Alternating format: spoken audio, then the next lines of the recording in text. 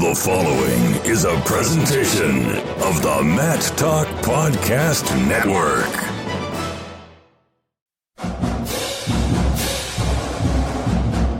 It's time for Inside Virginia Tech Wrestling.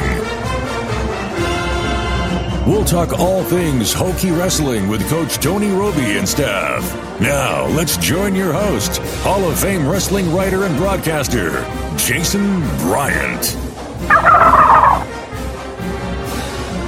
And another episode of Inside Virginia Tech Wrestling, back from the other part of the world as the World Championships wrapped up in Nur-Sultan, Kazakhstan. I got to get back to the studio. I got to sit there and inform Hokie Nation on what's going on.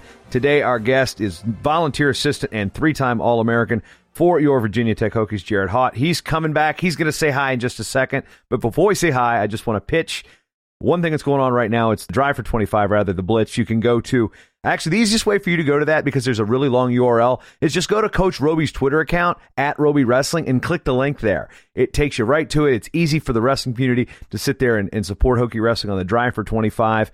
And that's a big thing. It's running for the next 2 days. By the time you hear this, it might be still going, might be gone, but that's the pitch. Drive for 25. Just go to @Roby Wrestling on Twitter and find the link there. It's probably easier than the givingday.blot.blot.slash. You know what? I'm actually going to give you the full URL if you're interested. Jared, do you think I should give him the full URL? I don't know. All right, well, just check out Roby. Yeah, well, if you're into the actual writing things down, it's givingday.vt.edu/giving-day/19735/department/19751. That's why I say go to @Roby Wrestling on Twitter and click the link. It's a little easier. What do you think, Jared? Yeah, I'd go to @Roby Wrestling for sure. Well, first of all, welcome back to the program. It's been a while. The last time I had you on, you had finished up your eligibility. It was the most listened to episode of Inside Virginia Tech Wrestling. And after a year away from the program, you are back as a volunteer assistant. So A, welcome back to the show, and B, welcome back to the program. Thank you. It's good to be back. All right, so just as people were wondering, what is a year away from college like for a newly married graduate of Virginia Tech getting into the real world for the first time? It's a big change. First of all, I don't know, your days are completely different. I had a job where I worked shift work and 12-hour days, but I was used to the grind of school, doing mechanical engineering and wrestling, so I was used to long days. But just in general, like getting home, you don't have to study. You have a little bit more free time in the real world. And I don't know, I just found myself looking back and thinking about wrestling and still trying to talk to some of the guys or talk to the coaches and try to stay involved the best I could. How hard was it to really be away from wrestling? I mean, it's something you've done a long, long time. And what was it like not having that in your life, at least directly? It was a big change. I didn't gain any weight. I actually lost some weight. I was getting up pretty heavy in the summers when I was lifting here, and it kind of like changed. I was up like 220 in the summers when I was lifting hard, and I went down to where I was weighing about 200 walking around. So that was one change I saw physically. And then just I found myself wanting to help out. I'd go to some open like little club practices around Christiansburg and try to help them give back a little bit. I did some camps. I'd try to come in and help out with the RTC some, because I was still active at Virginia Tech helping, but with my job I couldn't help that much. So, I mean, I kind of was away from wrestling, but in a way I wasn't that far away. So I guess the one question people have now is the year away with the shift work. What was the drawback to coaching and the opportunity to be on the staff with Coach Roby and crew? Yeah, I just started, I don't know, I kept thinking about wrestling, and in my job, I didn't hate it, but I definitely wasn't happy, and I didn't feel like I was satisfied either, just going to job, doing the same thing every day.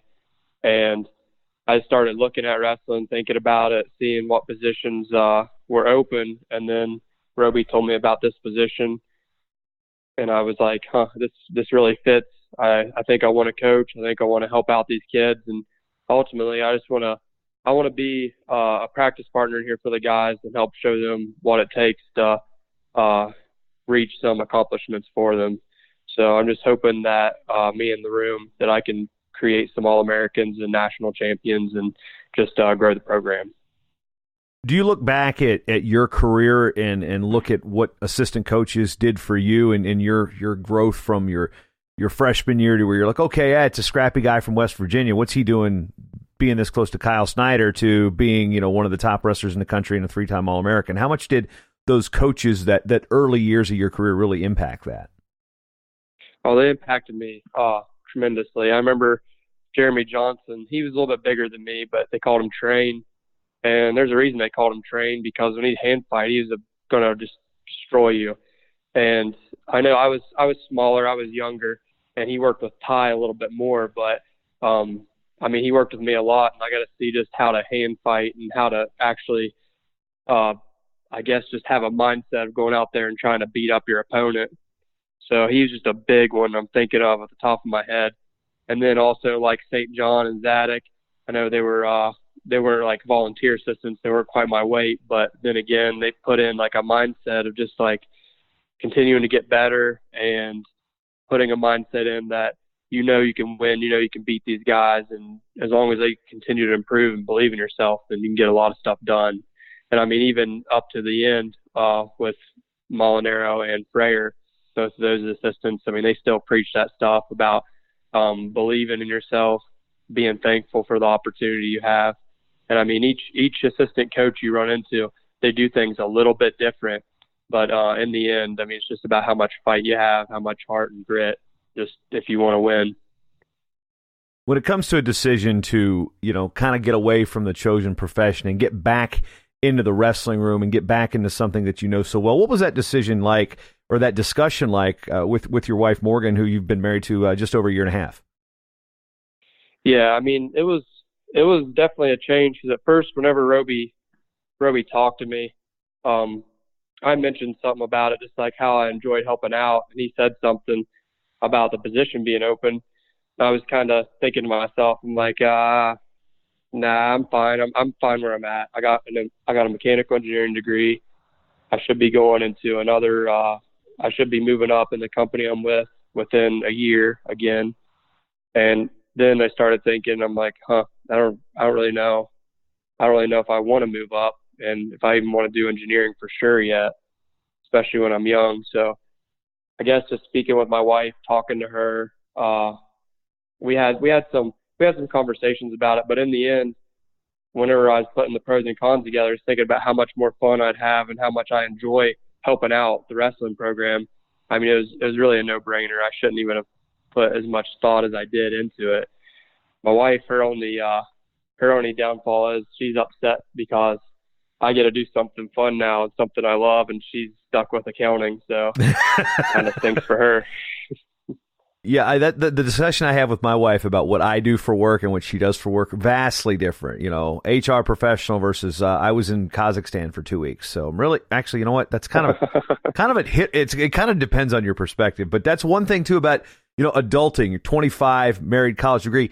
Your decisions now that you make impact more than one person. Every decision you make impacts somebody else. What's that like in terms of growing as a person, as an adult coming out of college and into the real world? And then, this is a real world decision. So, what's it like to actually have to think about somebody else? And wrestling's a selfish sport, but now you're married, you've got to think about somebody else in every decision you make. Yeah, that's true. I definitely had to think about that because with wrestling, I'll be traveling a lot, especially in the winter and early spring. I know I'm going to be traveling different places. We go to Vegas, and we'll be on the road a couple weeks back to back. So the weekends, my wife will be home. And I guess just with my old job, I worked night shift. So, I'd go 3 or 4 days where I wouldn't see my wife anyways. So we kind of thought about that and put those pieces together and thought, really, it's not that bad to go a couple days here and there. And it's better than doing it every single week. And then I guess just another big thing is like whenever your family, they live in different parts of West Virginia. I'm still in Virginia, so I'm kind of far away, but not that far, about 3.5 hours. But you still have to put family in perspective of where you're going to be. So those are all like decisions that factor in that I never really thought about before. Coming into the practice facility and coming into the wrestling room and now realizing that you're not going to a locker, you're going to a desk. You've got some space to sit out. You've got a phone, you got a computer, you got. It's not just a locker room. So what's that change been like to realize you're going to the same place you've been the last 5 of the last 6 years, but you're not going the same place right away?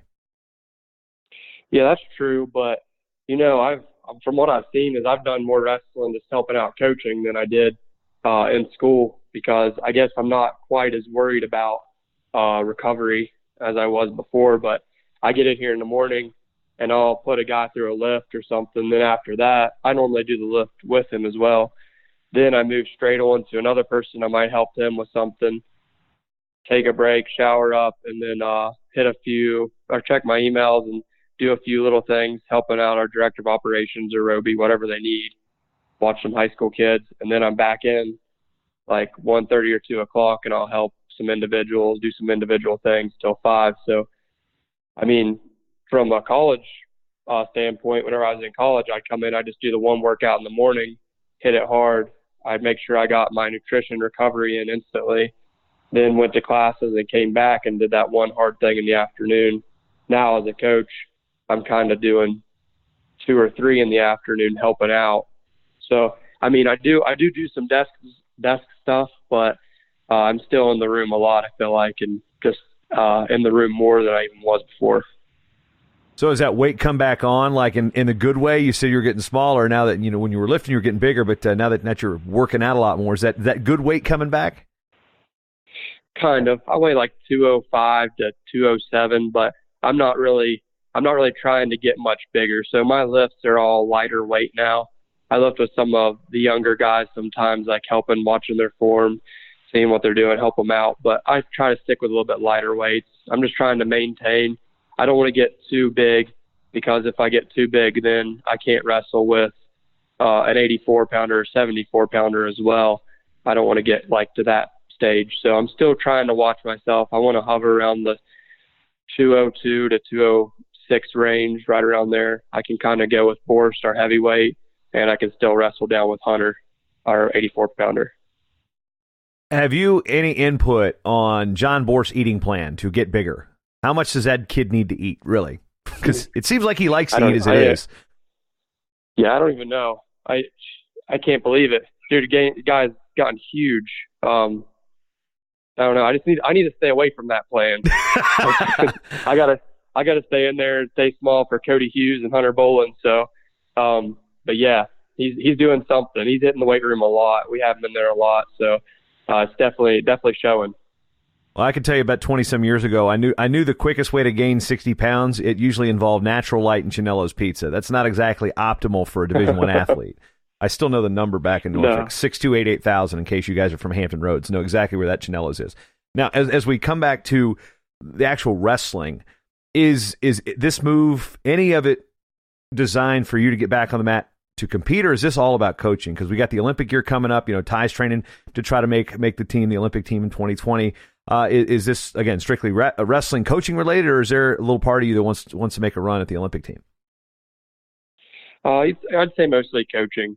I mean, don't get me wrong, competing is awesome. It's a lot of fun. I enjoy competing with the guys in the room, competing with Ty, but I'd say I'm probably just more or less focused on coaching. Now, I mean, I wouldn't care going to like an open thing or something and doing some matches, but also you got to think, like, if your heart's not fully into it, it's difficult to be at the top. So I understand that too. So I think I'm mostly just toward coaching, but then again, you never know. Like if Ty talks me into doing something, I'd go with him and do whatever. So I'd say you never know, but then again, I'm focused mostly on coaching. What is the one thing you think that maybe drew you to coaching? You say you want to help out, but looking back at your career, going back to when you started wrestling, do you think the bug for coaching was kind of planted in early, or is it something that you just kind of found recently? I'd say I always wanted to coach of some sort when I was older, whether it was just like helping out with a youth club or something a day or two a week.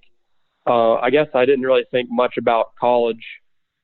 Honestly, probably the one reason I didn't think about college as much at first is because I knew I'd have to be in the room grinding with the guys every day. I didn't know if my body could handle it. But after doing it and after being away, I realized it's really not that bad. And I just say another thing is like just seeing how, I mean, I knew how happy I was to become an All-American for the first time and how good it felt making it to the national finals. And I also know how bad it feels losing the national finals. So I know a lot of different things with the guys, and I want them to feel what I felt like getting that All-American for the first time, getting to the finals and then ultimately winning the finals and get that feeling of accomplishment for them.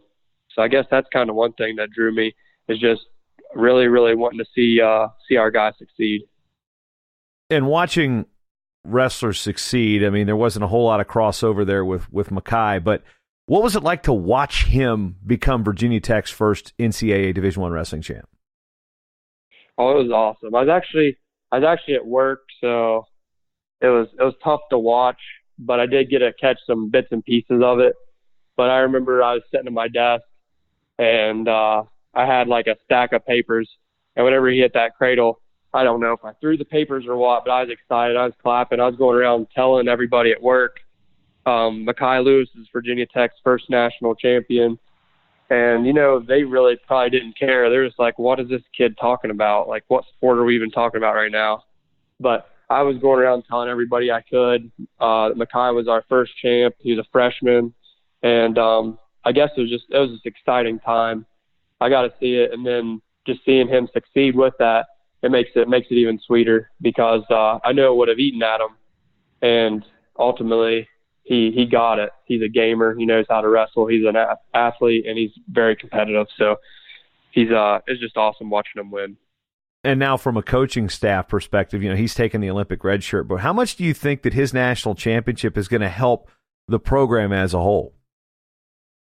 I mean, it should help the program tremendously, because, I mean, now if people were doubting before that we couldn't have a national champ, I mean, recruits or anything, I mean, they can see that we can do it. We went from, I don't know, like 10 years ago where we were, and then we started getting a few All-Americans each year, and then we started getting more All-Americans, and Devin Carter made it to the finals.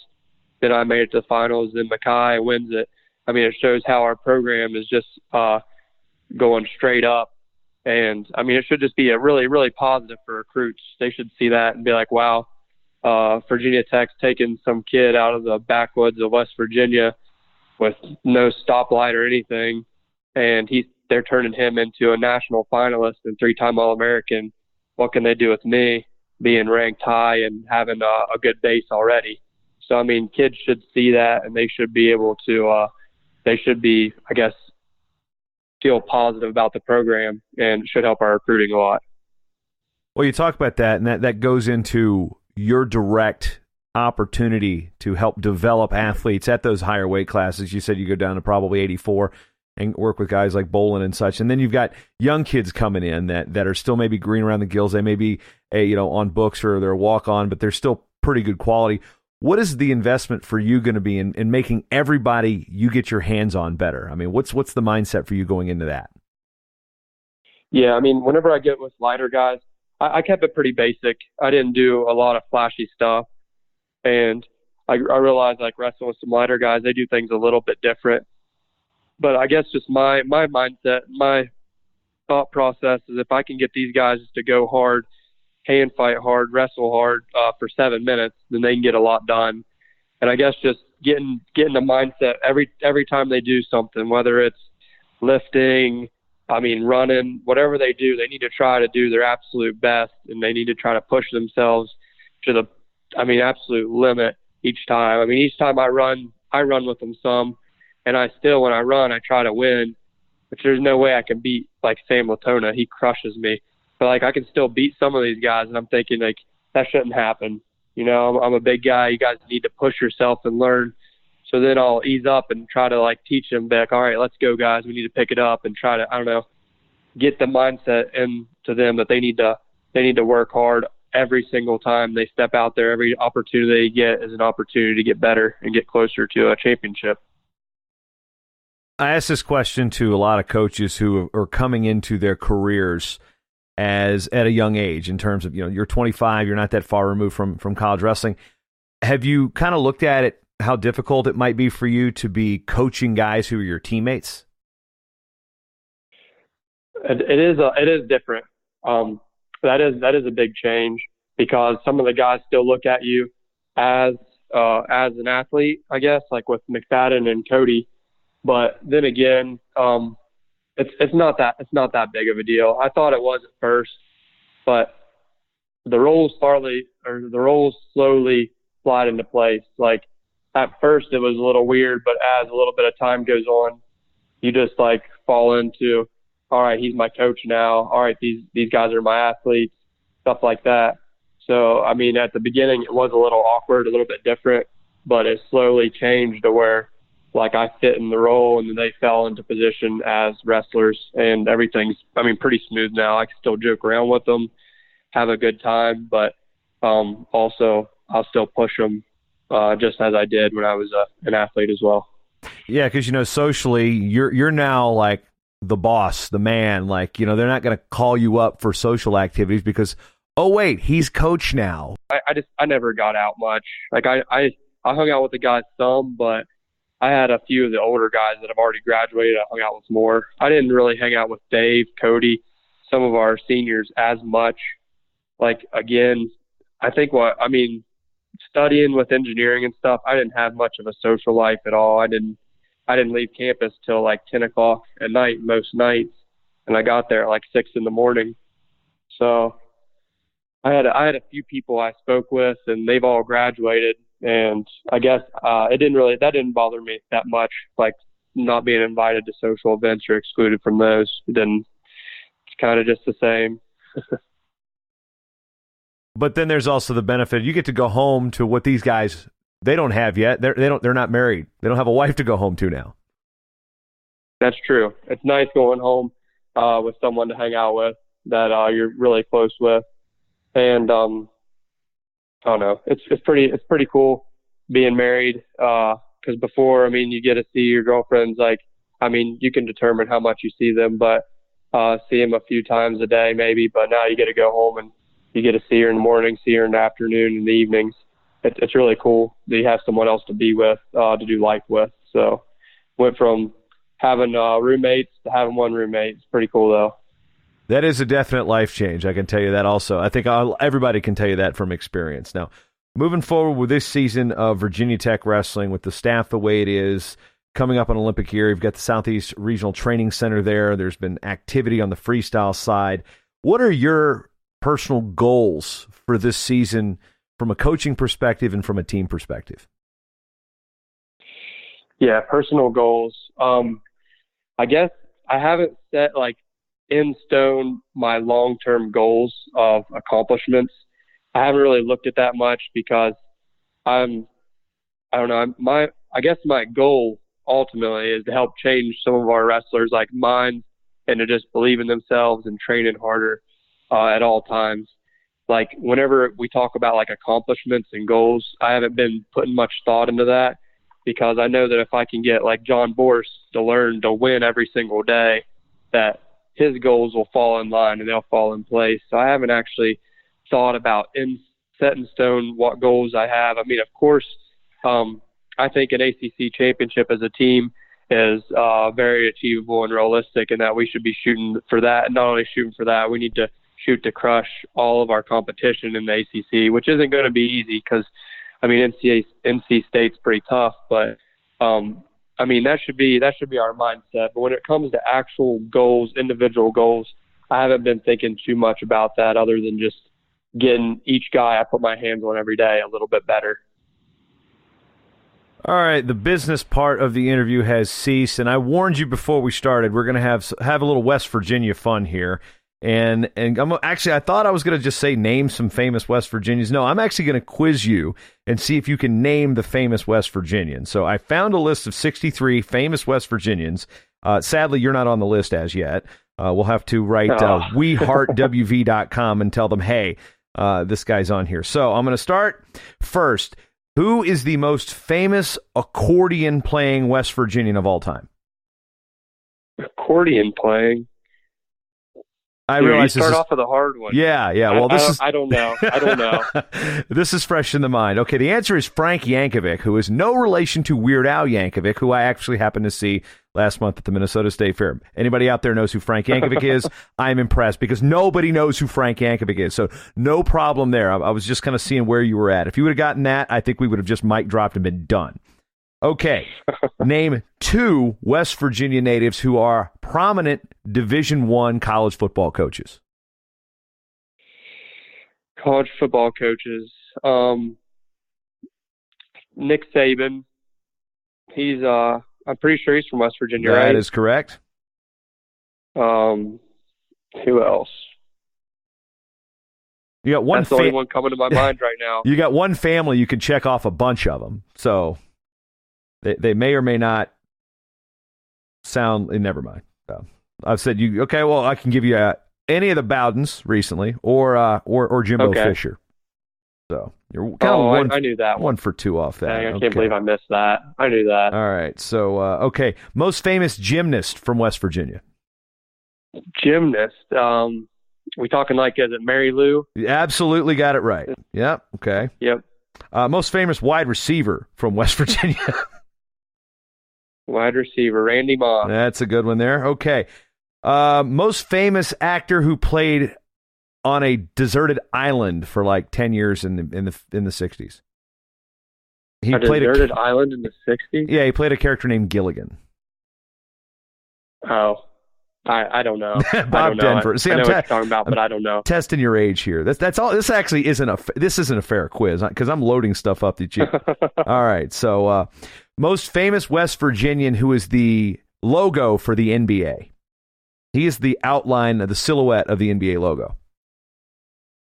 Is that Jerry West? You nailed it. You got a basketball question, so I give you the pass. I knew. On the Jimbo Fisher one. Well, I didn't have many to pick from, but I knew Jerry West was a big one, so that's who I was going to go with anyways if it was basketball. Yeah, it definitely wasn't Jason Williams.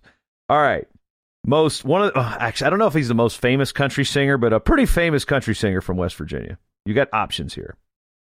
Okay, I think I know Brad Paisley. That's the one I'm looking for. That's one I'm looking for. He's a pretty big one. All right. And finally, I'm going to go television here because, let's see. Most famous Family Feud host who hails from West Virginia. Oh, Steve Harvey. I got that one. I know it. I love Family Feud. I'm throwing softballs at you like crazy. All right, most famous morning show talk show host. Oh, morning show talk show host. I don't know. That would be one. Hoda Kotb. Come on. Every morning. Anyway, I don't expect you to get that one. I don't know. I just had fun looking these things up and going, oh, wow. Like, wow, Jennifer Garner's from West Virginia. That was another one. Yep. She actually went to my elementary school not too long ago. Wow. So I should have asked a Jennifer Garner question.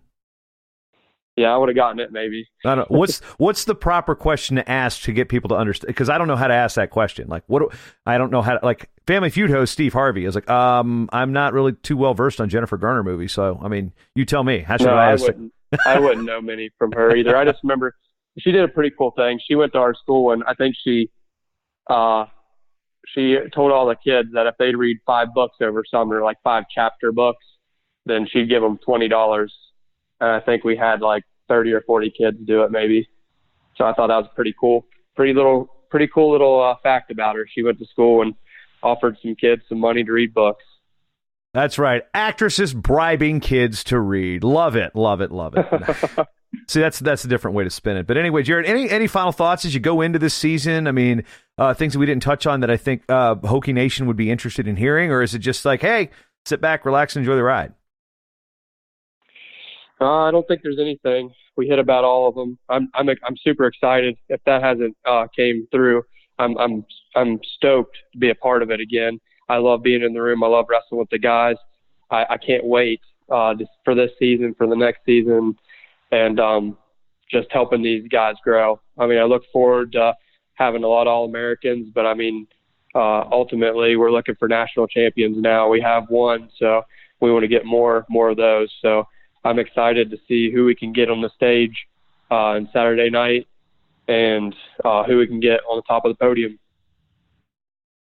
Talk with Jared Haught as we wrap up here. One Reminder, refresher again, bug Tony Roby's Twitter account at Roby Wrestling. Check out that link for the Drive for 25.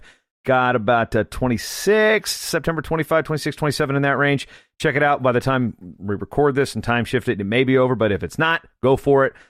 You can go to the information's at VT Hockey, HOKI.ES/Blitz. You can get all the information on how to do it, but the link at Tony Roby's Twitter account at Roby Wrestling. And Jared Haught, you still active on Twitter, or are you just kind of just laying low on that? I get on every now and then, but I don't post much. All right, low. So no point in following, Coach. If you find him, you find him. And any final words as we peace out on episode 87 of Inside Virginia Tech Wrestling? I don't think so. Just go Hokies.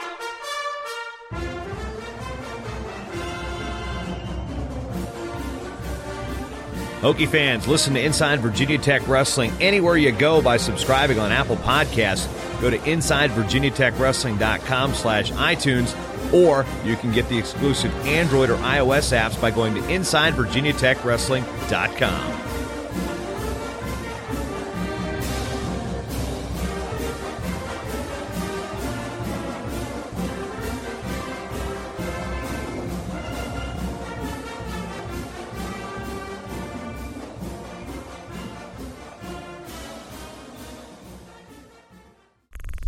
This show is part of the Matt Talk Podcast Network. For more wrestling podcasts, head over to MattTalkOnline.com.